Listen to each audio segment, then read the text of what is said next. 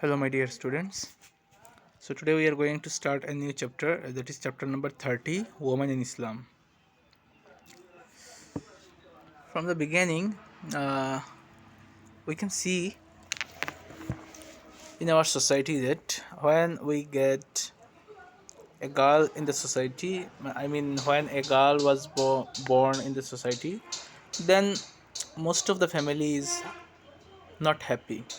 But instead of girl, when a boy comes to the world in a family, then all kinds of joyful things comes to their family because they think boys are joyful and girls are as shame.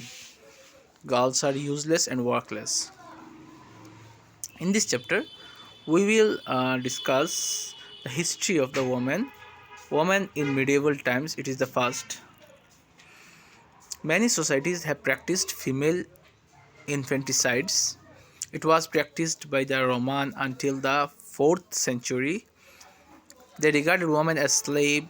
The Greeks considered women as commodity that could be bought and sold. Christian societies tended to see women responsible for mankind's departure from paradise. So they considered, during the medieval era, they considered that women are as a slave, as a commodity, as they are Christians are, give responsible woman for descendant human being on the earth. So women in Asia during the Middle Age, widows, especially in India, we can see in our ancient histories that widows were burned alive with her husband's funeral. Can you imagine how it was difficult if a person was burned alive? The men who escaped their terrible fate were not allowed to remarry. They lived as slave maids of their brother and their husbands and their other male next of kins. In China, more than 2,000 years, women were subject to obedience to his son when widowed. Now we will read in Arabia before Islam. In Arabia also, in Arabian country, women were responsible. Women were considered as the very shameful thing. They burn after their birth. They burn the small infant girl after the birth alive, or they kill them after the birth. But when our prophet came on the earth, and when the Islam came into the earth, then everything started changing.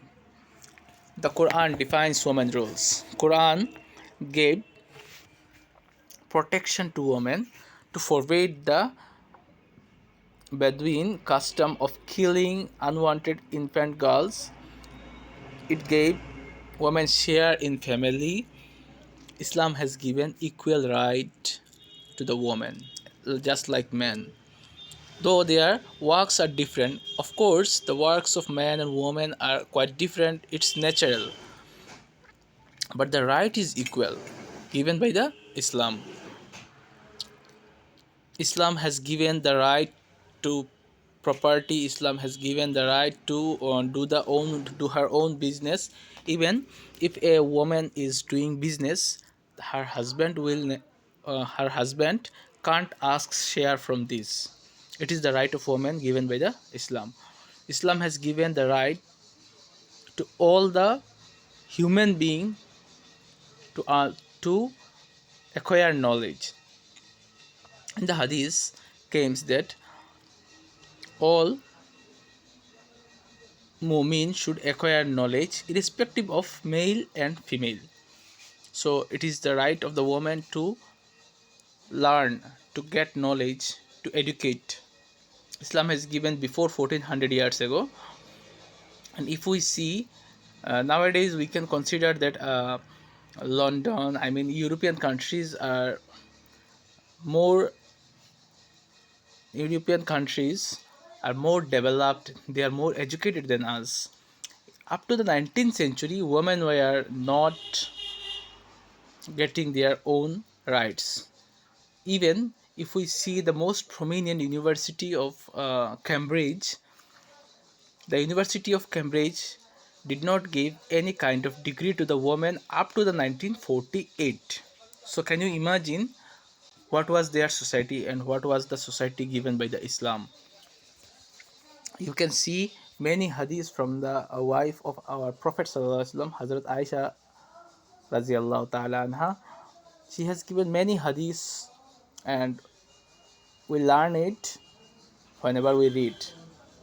And beside this, we can see that during the 8th century, 9th century, and I mean in the earlier societies, various types of women is the Muslim women. They were the lecturer of the universities, lecturer of the educational institution. So this was the right of women given by the Islam. Up to that much is today's class. And the next class I will complete the chapter.